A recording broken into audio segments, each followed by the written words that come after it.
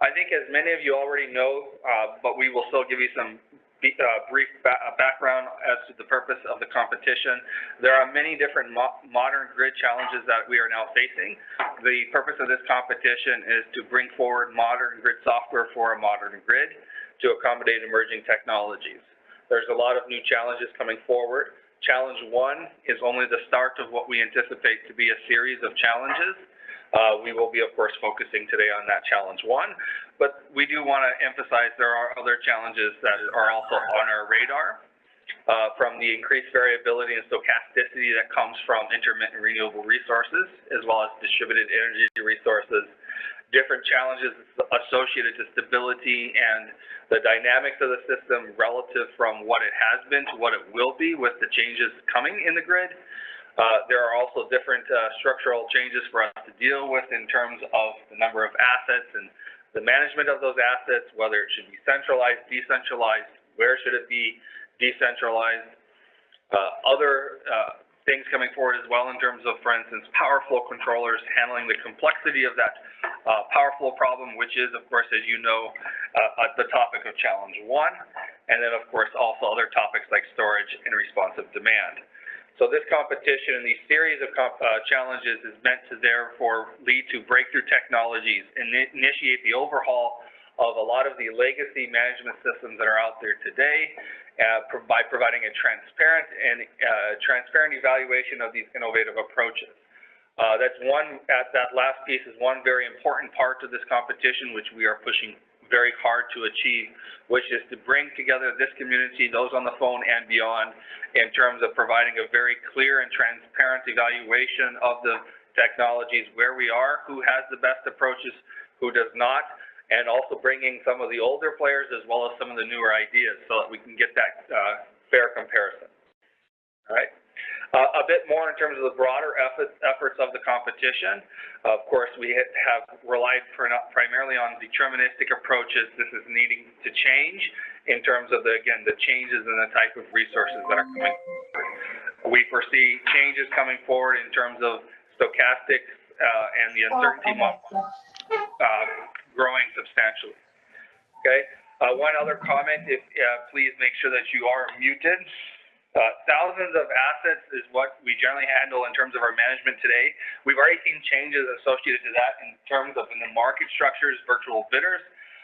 Now with distributed energy resources, as we know, that growth in numbers is there, as well as a limited representation within what we are capable of doing within the power grid with power flow controllers and other devices, and then how that changes in the future to better manage the system dynamics and power flow control.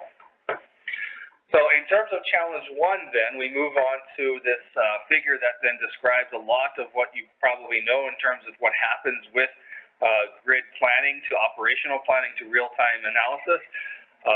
A lot of this is focused on the classical problem of the optimal power flow problem. And then with that, of course, challenge 1 is focused on security-constrained optimal power flow. While we mentioned a lot of different emerging challenges for the grid, we are starting with this classical problem because I think it is clear from this chart, this figure, you can see its role in many different phases of grid operations and planning. And then from that, we're going to build upon that classical SCOPF problem to build into additional challenges. Another key point of information is challenge 1 does begin with what we determined is a closer representation of the conventional way of operating the system based upon the security-constrained optimal power flow formulation. That complete formulation is on the website. If you have not looked at it, I suggest you do so soon. Challenge 2 would come forward with a different formulation of security-constrained optimal power flow, more so to reflect what we think is going to come in terms of how operations would change and how SCOPF therefore should also change. So then we have a shift from more so standard to moving forward with these two challenges. Okay, getting into some more specifics associated to the challenge and the environment that you'll be dealing with. So first, the software environment. This is a very important piece of information for you, and you're also asked to provide feedback when you register for the competition. where we ask what sort of software do you prefer to use. We have provided for you right on this screen, and it's also on the website, the information as to what we have made available thus far. We have 4 sponsors at this moment: GAMS, Groby, CPLEX, and MOSEC. We anticipate more sponsors, note. They are to be determined based upon the companies signing in agreements with us. And once those companies do sign those agreements, there will be additional software made available to you. But one also important point on this, if you see something that is not on this screen or on our website that is not listed, that you think is critical for the purpose of the competition, I strongly encourage you to reach out to me, Kory Hedman, or our Go Competition Administrator. Their email is on the website. We want to accommodate as best as we can all critical pieces of software that will help us get back to that core point, which is a transparent evaluation of all approaches.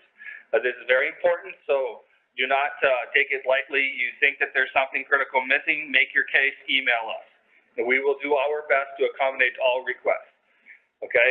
And likewise on hardware, there have also already been different hardware requests that have been made. The same comment is there for hardware. While we have to make sure that the competition stays fair, again, our goal is to be as accommodating as possible. All right, moving on. Another critical piece for those that will be competing is the competition timeline. We have already started the competition as of November 1st. We are on track and plan to stay on schedule relative to what is shown in this timeline, with an end of November, roughly October, end of October or early November of this year in terms of when the results would be posted. If you want to participate in Trial 1, the deadline to register is April 1st of this year, not too far away. I suggest that if you are wanting to participate, you get involved ASAP by being a part of Trial 1 and get your registration information in. You will learn more from PNNL today on the registration process, but one very easy way to know as to whether you have officially been registered for the competition is if you get an email from ARPA-E. If you do not get an email from us saying that we have now approved your registration, you're not done yet. Okay, there's a multi-step process there. Make sure that you follow through with all of those steps. ARPA-E and DOE is keeping a record of everybody who's registering for the competition for various critical issues. So until that record comes to us, we review it for its completeness and approve it, you are not registered. Creating an account on the website alone is not sufficient, okay? So again, April 1st is that deadline to register. The entrants can submit their program between April 1st and April 15th. And as we then get those submissions, PNNL will be running your code and generating your scores, and then all of the scores will be released roughly May 1st for Trial 1. This process then is going to repeat for Trial 2 and the final event, okay? So if you do not register in time for Trial 1, yes, you can come back and register later, and then you'll be in the queue for Trial 2 and the final event, okay? I just lost it. 1 second. Oh, he took my screen. I'm not sure what happened there, but somebody seemed to interrupt the process. Don't do that. Let's continue. All right. Okay. Another important piece of information. This chart shows you the amount of network models that are going to be included in the competition and the trial event. On the x-axis is the network size, and on the y-axis are the number of scenarios. By scenarios, we mean different operational instances. We do not mean contingencies, okay? So the number of scenarios may specify that you're going to have, say, 500 hours of a particular year represented by network model A, okay?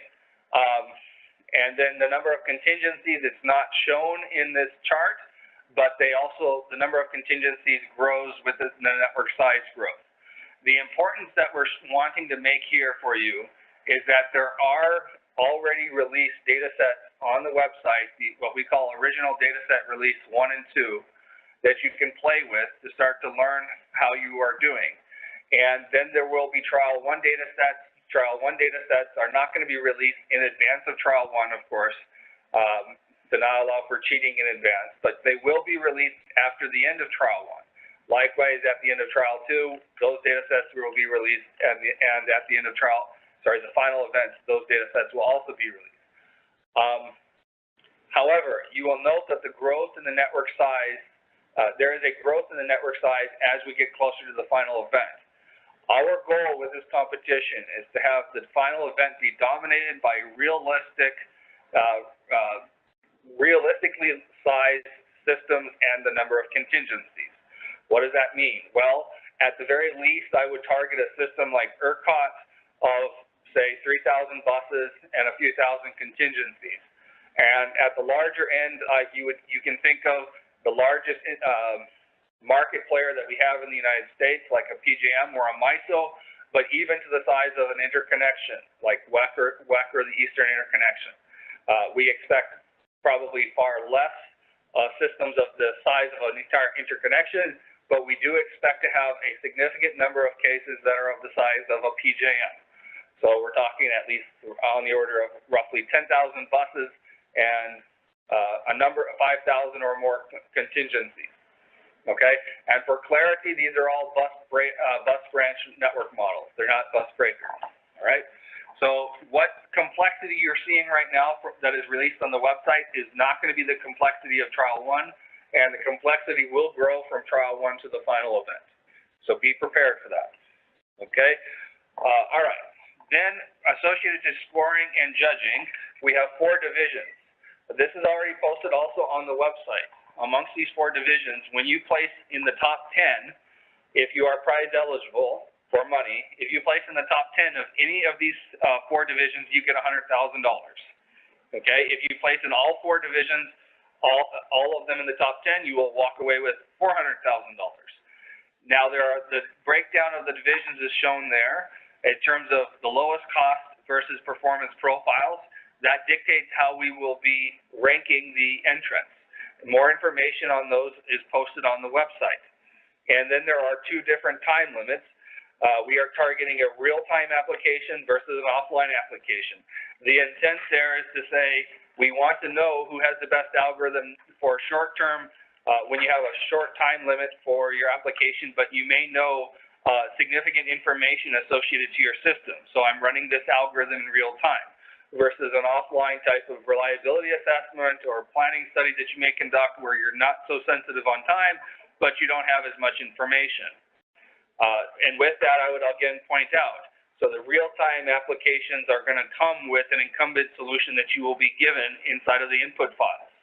And that incumbent solution is to be expected to be a reflection of what information you would have if you were solving this problem in a relatively real-time time stage or at an hour-ahead time stage. So the incumbent solution as the input files, if you're familiar with PSSC raw file formats, PGen, QGen, voltage set points, all of these issues, you will be given that information for real time. The offline, you're not going to really get anything in that regard, and you're going to have to do more of a cold start associated to your OPS is going to have to solve based upon a cold start incumbent solution. Okay, more information on that again can be found online. Moving on, we will have 2 more follow-on webinars. One is going to be on February 20th at the same time as today's, correct? Yes. And webinar 3 is going to be on the following day, the Thursday, February 21st. 20th is going to deal with entry submissions to the PNNL website and platform. And then webinar 3 is going to be dealing more so with formatting and solution evaluation. And again, just a mention here of the trial 1 deadline. This is the website. You can go to it. There's plenty on that website. I think it's been updated since this picture, so it may look a little bit different, but this is the website. Last, I would give an overview of the future challenges. As I mentioned before, Challenge 2 is to be an extension of Challenge 1. It is going to be a security-constrained OPF with added complexities associated to devices in the transmission system, whether it involves bus branch or bus breaker type model formats, and other aspects in terms of how we adjust the post-contingency response associated for the corrective action. Beyond challenge 2, the other challenges are much more to be determined. Stochastic unit commitment is a likely challenge for challenge 3, but not confirmed as of yet. And then challenges 4 and beyond are also up in the air at this time. I do encourage you, if you really think that there's a critical challenge for us to address, again, we appreciate feedback. Feel free to contact us. With that, I have concluded my session. We'll take a brief time to have some questions that have come in for my section before I hand it over to PNNL.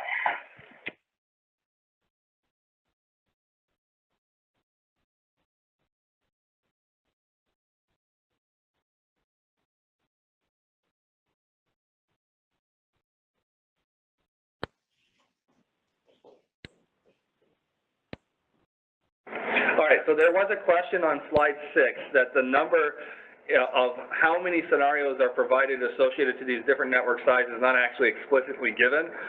We actually did withhold that for now.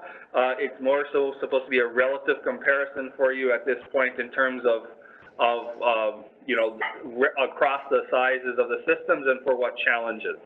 But you should expect, again, that the number of scenarios is going to be rather large. We want to make sure that we get a good sample associated with how your algorithm performs. 1 second as I get the next question.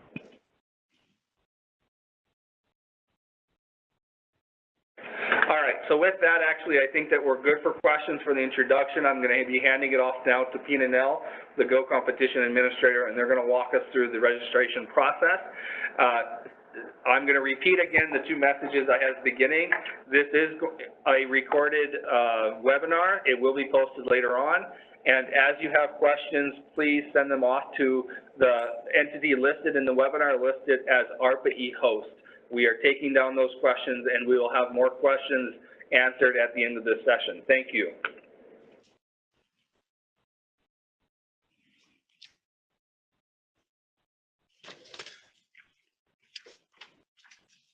So good morning. Can you hear me, Kory? Okay. I can hear you, Steve. Thank you. Okay, thank you.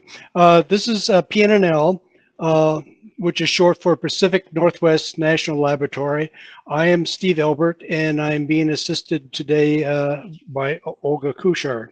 So we're going to cover the registration process, which is basically, there are 4 different aspects of it. The individual registration, a team registration, the forms that need to be sent to ARPA-E, and then a technical qualification to make sure that you're qualified to process the data sets that we're presenting.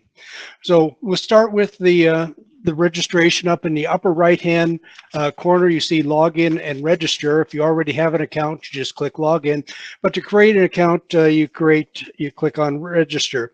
And then you have to enter a username. This is required information. The username is used as your login to the Go competition online account. Spaces are so the things that are not the only punctuation that's allowed are periods, hyphens, and underscores. So as Olga enters some information about here, the next one is the email address. A valid email address is required information. A message will be sent to this address requiring a response in order to complete your account registration. If you typo the email, we won't be able to contact you. So if you complete this form and you don't get an email from us, you probably made a typo in your email. Contact us through the contact us portion of the website, or send email to arpacomp@pnnl.gov. Then the next entry is your name. We need a given and a family name. The fields are the title. What scroll? Yes. So the doctor, miss, etc. Then your given name. Middle name is optional. Family name. Generational is things like junior, senior, numerals, and finally credentials if you want to put in PhD or your engineering degree or whatever. Then we ask for a display name. This is required information. It can be the same as your username, but this is what will be shown when we post when you post comments to the forums or the contact us web form. Then next is the your age. This is a required action. Please select whether you are under 18 years of age or older than 18. There are additional forms if you select the, if you're under 18, we need to have a signed and certified a permission from a parental unit. Then below that is the citizenship. We need, this is required information. Select the country of your citizenship, and if you have more than one citizenship, please select all countries that apply. You can click on the X to remove it, or if you to find a new one, start typing the country, find it in the list, and select it. Then is your postal address. This is also required information, and it will not be shared with any third parties. There are several fields that you need to fill in. Select the country from the drop-down menu. The rest of the form is specific, is either to the United States or the country to other countries. So if you're a U.S. Address, select the country first. And if you're outside the U.S., select that, and the form is slightly different. For the United States format, it's typical, enter your address, city, and the state from the drop-down, and a zip code. Outside the U.S., it's similar, but just slightly different. You get postal codes instead of zip codes. Next is the select the desired local time and time zone to use in your website. This is optional, but it's advantageous if you put the correct value in there. The times that are displayed on the website with respect to submissions, those will then be in your local time zone rather than the Pacific time where PNNL is located. Then we would like a phone number, but again, it's optional. The format is plus followed by the country code, then leave a space and finish the remainder of your phone number. For example, 1 space 555-567-1234. But be sure to put there's a space between a +1 and the rest of the number. Then enter your mobile cell number if you would like to. Again, this is optional. Please select the country from the drop-down list, and then that provides the plus number. If you there's no need to enter your mobile phone number at the same as your phone number. So just if you have just a mobile phone, enter just the mobile phone. Next is the your organization or place of work. This is required information. If you are not associated with a company, a university, or laboratory, please leave the default setting to individual. Then the next is the programming languages. This is for our information about see what kind of languages you need. These languages determine the scripts that are used to execute your program.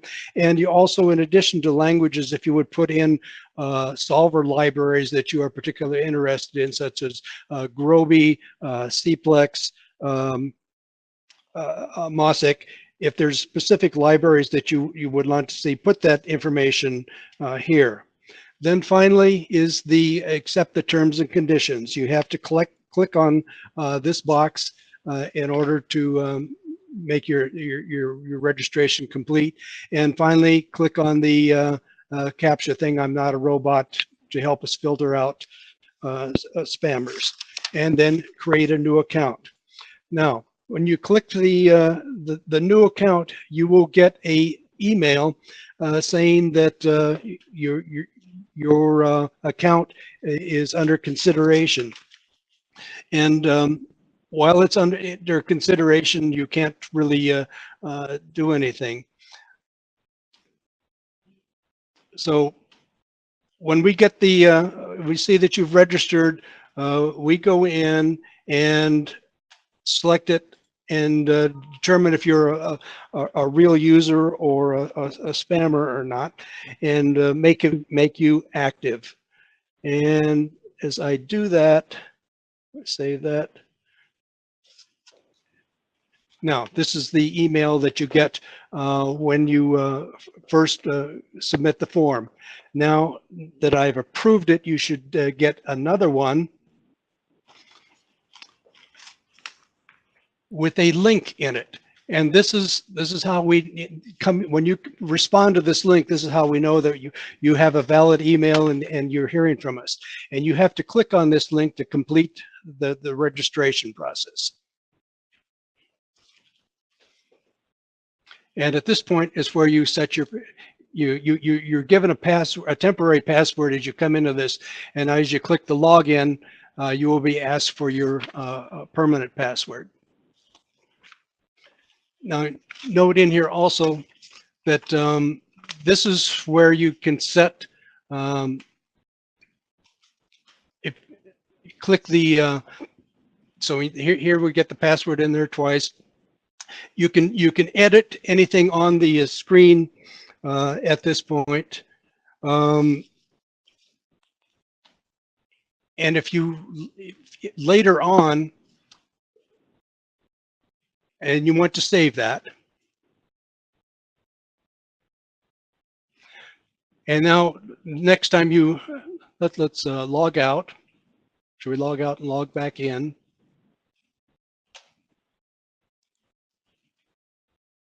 We'll see what happens next.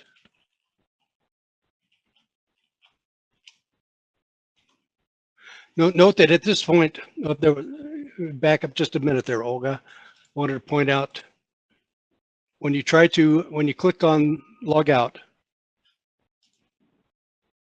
and you click the login,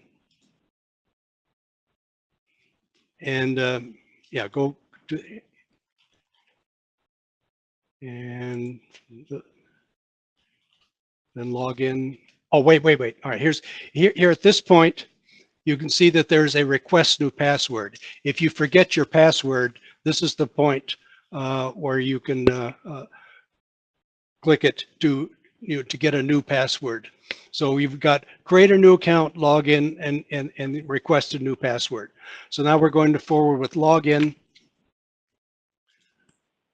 And when you log in now, if you scroll down a little bit, you'll see that there are no personal submission results because you're not yet authorized to do submissions.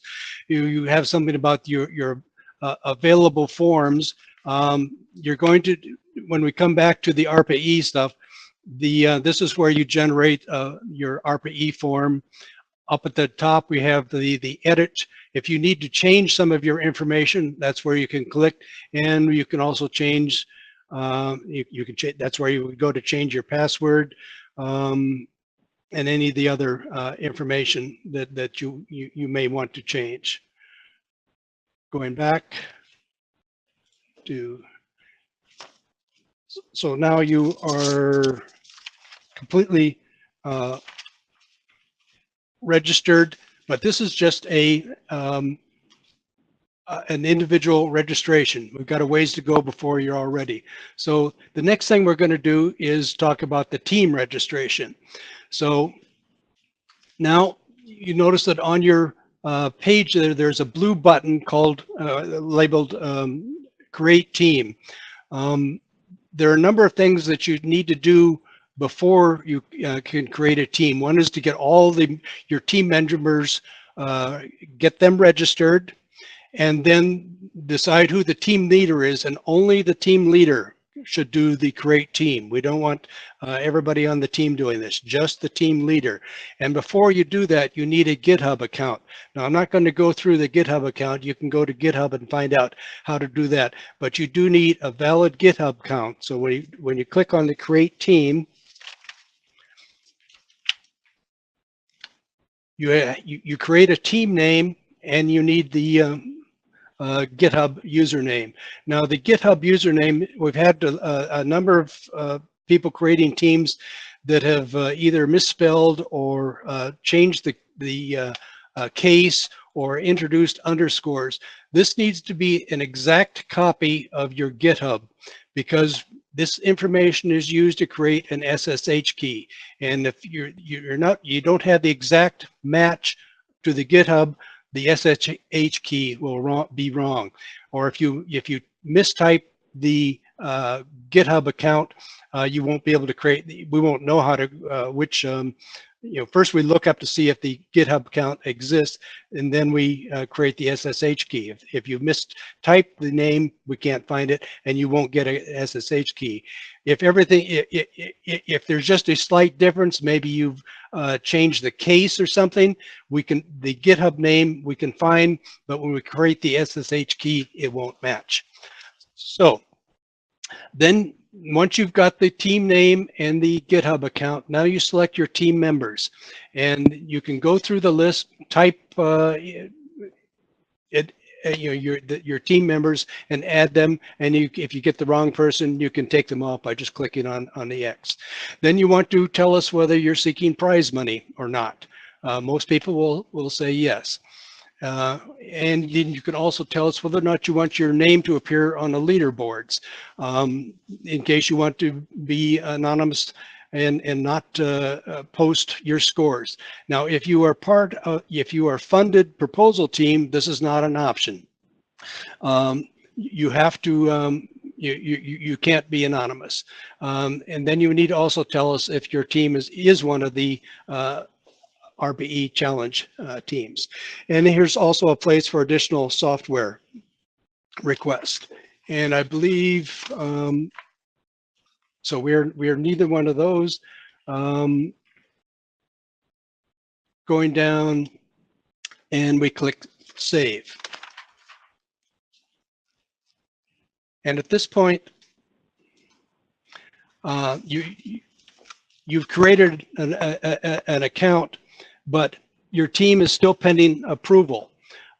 So I have to go, so we look at your team, and we're checking, to make sure that there's not anything inappropriate about the team name, is primarily what we're looking at. And we make the approve the team name, save that, and then we do a refresh. Once your team has been approved, now you see that you've got the team name shows on your account page, and you can go back and forth. So now if you go to the team, you will see that you are the leader. The team members are listed, and there is a button called copy SSH information. You need to copy that, click on that, and that'll put your SSH key into a clipboard. Go to GitHub and install the SSH key on GitHub. This lets us access, from PNNL, lets us access your GitHub account, even if it's a private one, and pull down your code and for our evaluation. Now, the next step is the getting all the documents for ARPA-E. He was just going through the presentation that is. So there are three there are a minimum of 2 stages here. One is all the individuals on your team, including the leader, must go to their account page, and there's a bold-faced line that says generate and download entrant registration. Click on that, and it will bring up a PDF page, which should be fairly well printed, filled out. They said they would. Can we get that? Okay, so they said they are going to do it. So it has some legal information, and then you see your name, your affiliation, and all the information you provided. You need to print that, sign it, date it, put where you are, and this will be scanned back in and appended to all the other team members, For the 500 bus system. and the team leader also has a generate and download team registration.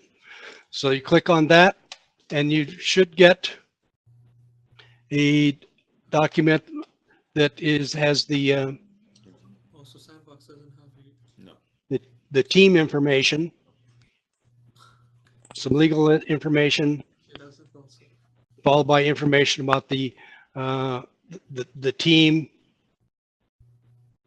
Either The team leader needs to sign it and date it and fill out the state and country. Now, if if one of the team members is a minor, they will need authorization. There may be other information that we require related to citizenship and so on. But this is the basic package: the individuals and the team. All those PDFs, signed PDFs, need to be scanned back in and made into a single PDF document. So here's the example. We got the signed, and it has both the individual and the team information on it. Now that you have that form, you need to upload that to our website. So this will ask you which forms you're including. So you've got the registration, team, and entrant. There are other forms if you need to change the team name. If we ask you for for example visas or something or other, those are possible formats. Then you need to select the file that you've created, the PDF file.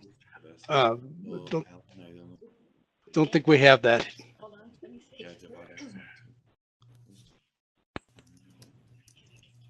And then you upload that. And that information then goes to Kory. Kory will look it over, and if somebody didn't sign it, he will let you know. And eventually, if all the documentation is satisfactory, it will be approved, and you get an approval. And at that point, you will be given access to the sandbox submission. So here we're filling out some upload notes. We found the document, and now we're going to save it, and that is going to send it to, when we save it, it goes to Kory, and you get this information about your team, and the review status is now pending. And when Kory approves it, it will be it'll show as approved. And if you go back to your account is at the team, the My Account page of the leader. You can see the status of it, and here is the registration form and the status is pending. And eventually that will get changed to approved. Now, going on to so once that's approved, you were given access to what we call the sandbox. And if you go to their competitions under the sandbox,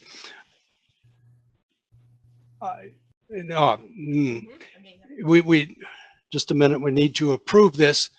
Right now, if you don't have permission, it says it's awaiting sandbox submission approval, and now we are creating the approval.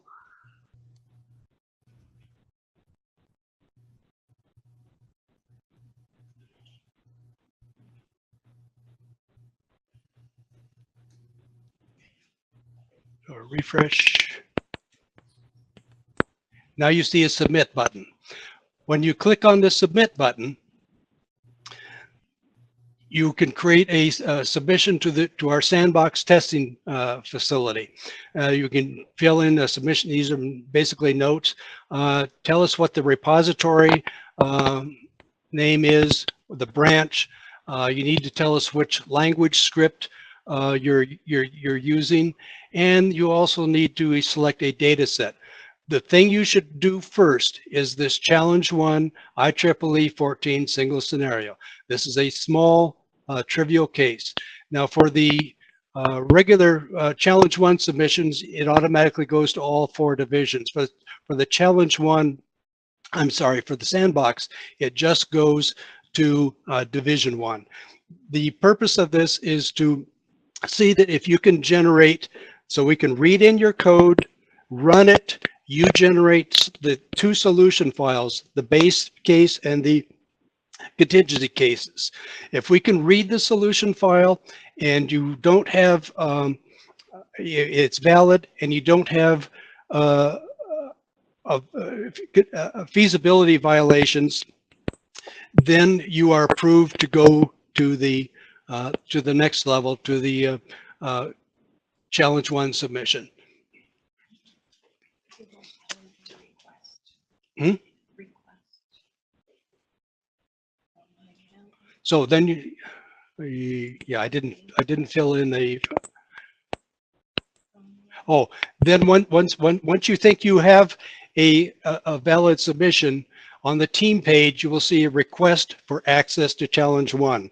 So when you think that you've satisfied the conditions of producing a valid solution file that follows our formulation, send in the request, and we'll review what you've done and then give you access to the Challenge 1 submission. And with that, I think we will go to questions.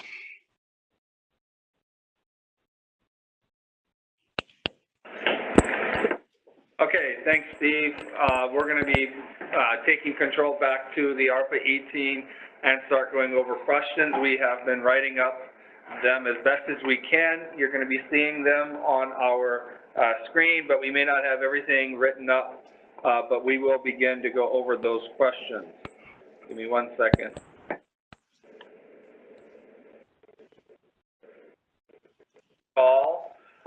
So to begin, there is a frequently asked questions page already. Please do go to that and find already posted answers to various questions on the website. In terms of the specific questions that we have received during this session, we have, again, put some of them together in this presentation. We'll go through them. So first, in terms of who you can contact if you have a problem, Steve and Olga are the main two helping us with at PNNL. And you can just email them through this PNNL GoComp administrator email, as shown here, arpacomp@pnnl.gov. That is also listed on their website. You can also contact me. I am the program director, Kory Hedman, associated to the Go competition. Unless it is something specifically that I mentioned later in regards to some of the accommodations we're making, mostly your questions should just first go to the PNNL administrator, not myself.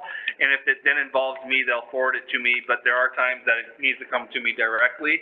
But my email is here, nonetheless, for you to contact me if need be. Okay? So the first question that we have to address, can you compete anonymously? So there's a few distinctions here. First, for the proposal entrant teams, they should already know the answer is no.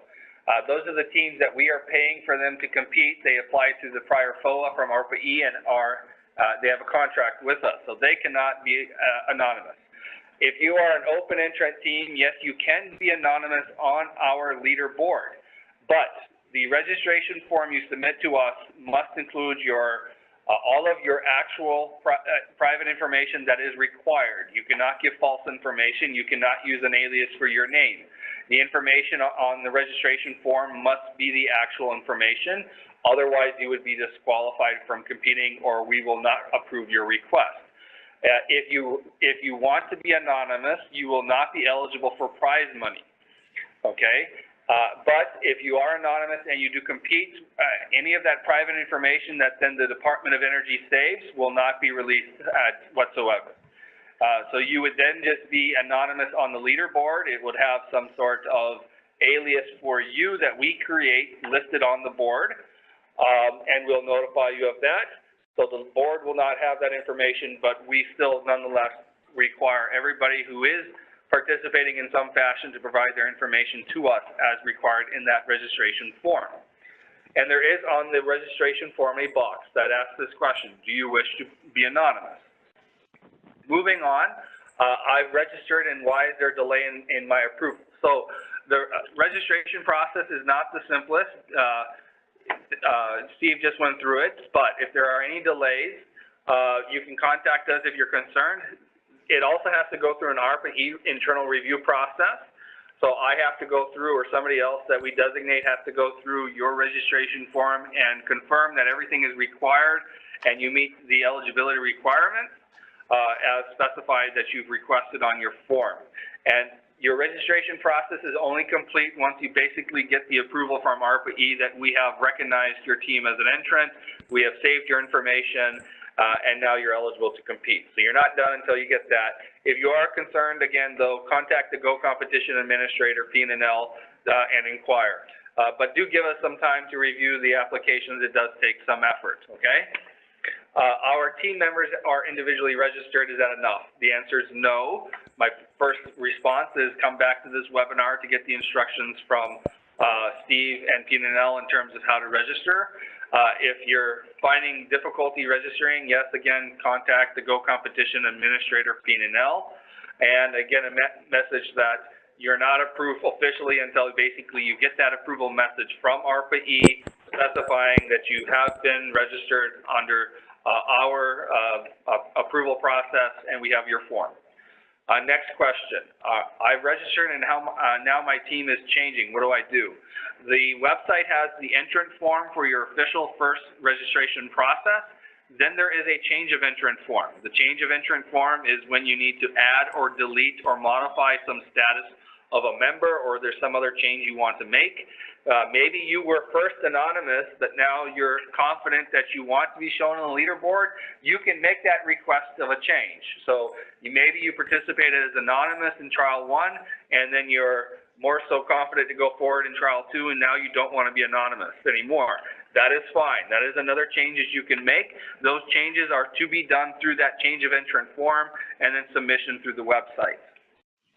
Okay, I want a software product or a hardware capability that is not currently available. The short answer, again, on this is to contact the PNNL administrator, but also CC me, because the approvals of this do go through ARPA-E. We will make every attempt to accommodate reasonable requests. There have already been requests associated to, for instance, GPUs in hardware. We are currently evaluating that as to whether we can make that accommodation. It's not determined as of yet, but we do hope to have all accommodations that are reasonable handled very soon so that all entrants are know of this in advance. This is also why it's important that if you do find something is not there that you want, you notify us ASAP so that we can handle it as soon as possible on our end, okay? It does take time to make accommodations on the approval side of ARPA-E as well as the implementation side of PNNL. So timing is important here. All right. To what extent do you accommodate parallelization HPC approaches? We have already done accommodated some of these type of approaches already within the platform. I would say from a technical perspective, the security constrained OPF is a special mathematical program that has an exploitable structure associated to its second stage post-contingency structure. So I would hope that people are parallelizing their approach in some manner or another for these complicated problems. That would be my encouragement to you. And as a result, I definitely want to make put our best attempt forward to accommodate such approaches, because that is where the state of the art would likely reside associated to for large scale systems. Okay? Who do I contact if I have technical issues with the website? Go to the Go Competition Administrator team. The information is again there.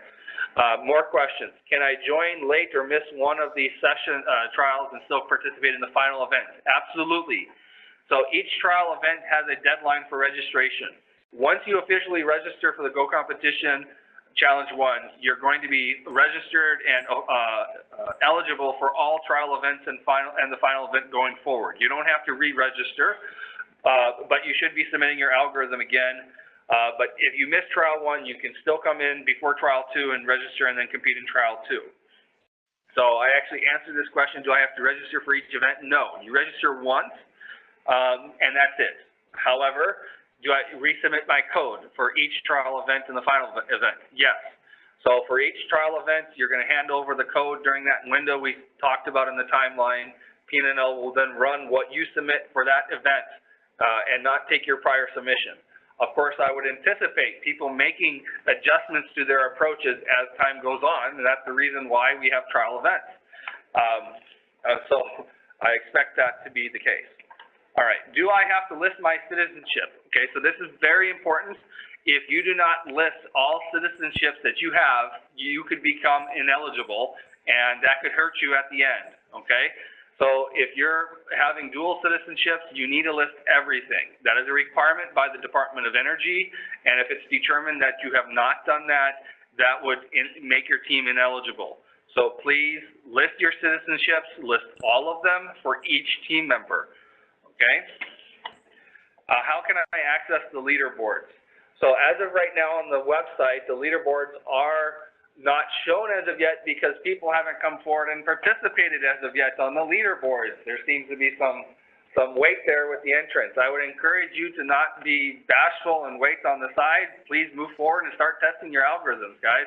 That's why what we want to see out of this competition is where that state of the art resides. So that's it in terms of what we've written up, but there are some more questions that we have, so just bear with us. Where can I find information on the test data sets? So if you go to the website, there is a list of the original, what we named original data sets. There should be 2 different zip files that you can download and then use those zip files to play with the data sets that we have released thus far. Okay, we've already confirmed, by the way, that those data sets are feasible relative to the official formulation for the competition.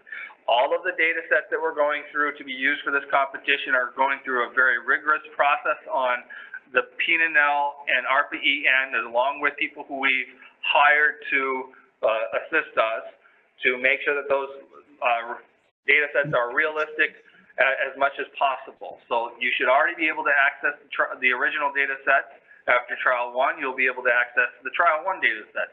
So you can not only see your score in comparison to the other entrants, you will be able to download the trial 1 data sets and then learn from where you made your mistakes so you can improve, okay?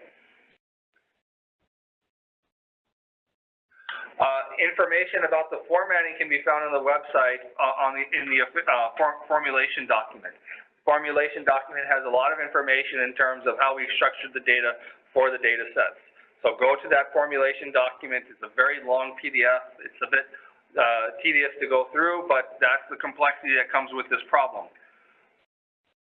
Okay, webinar 3 on February 21st will also cover the format. So you can learn more about the formatting of the data sets on webinar 3, February 21st.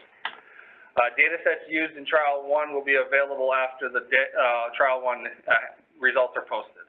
All right, another question. Is there a limit on the number of submissions that can be made? So for the trial 1, trial 2, and final events, you get 1 submission.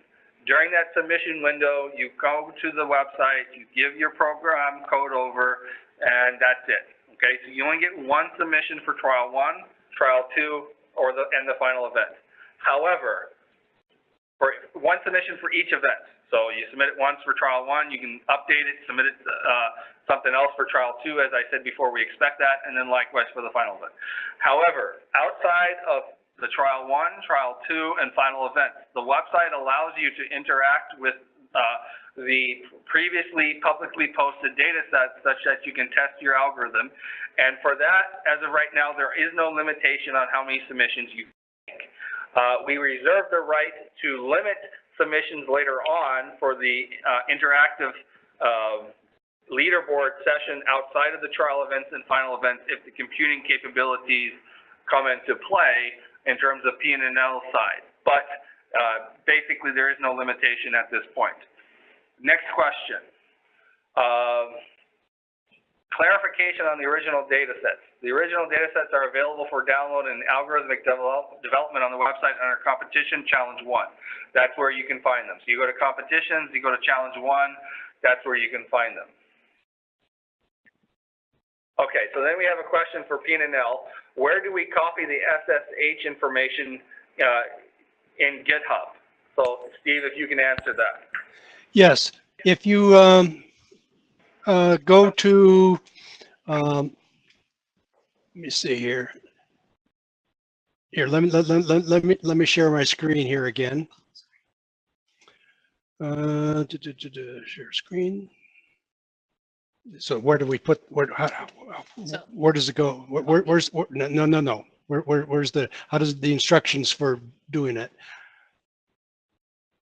So if you go under references, if you go to GitHub, you get this page and you can download a step-by-step instructions for adding an SSH key to GitHub. That's a PDF with maybe Steve, slight. if you could share your screen, we can't see your screen. Oh, I'm sorry. I thought I did. I'm sorry. I missed a button.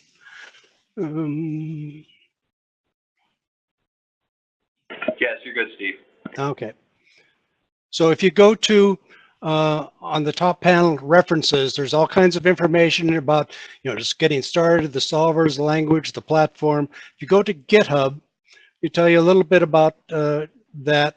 And at the bottom here, there's some step-by-step instructions. There's a PDF that is possibly a little out of date, but not too much. And it tells you where to go in GitHub, how to copy it, sign into GitHub, where to go within that. You go to deploys keys, add deploy key, and add the key, and so forth. So I think primarily, this is information that GitHub can change, to suit their purposes, and we're just trying to echo their information here. But what you want to do is from your account, go to your team and click on this. This will put the SH key in your clipboard. Then you go to GitHub and do a paste. Is that sufficient? I think so, Steve. Thank you very much. So coming back to the ARPA-E side, there are a couple more questions that we want to answer. So one question came in from an individual about the password system not working properly for them in terms of somebody having trouble having to redo their password multiple times. So for that individual, or for others that ever come across that situation, ping us, send an email to the Go Competition Administrator explaining the problems that you're having so that we can best address it, okay? I don't have a specific answer to that as of right now. You need to email the Go Competition Administrator to inquire about that. Kory? Question. Yes, go ahead, Steve. The most common thing there is that you mistype it, and there's a limited number of trials, and then it locks you out. So if you don't think it's that, contact us. But that's usually the case, is that you've made some typos, and as in with any system, you've locked yourself out. Okay, another question came in. The question was, do we accommodate the LISP programming, LISP? So as of right now, no. And again, a similar comment to some of our prior questions and answers that we gave. If we do not make an accommodation that you feel is necessary for you to proceed and makes a distinct change in the way you want to approach, contact the Go Competition Administrator. We had given that email before, and CC myself, because ultimately all of those decisions come back to ARPA-E to make in terms of the platform capabilities, okay?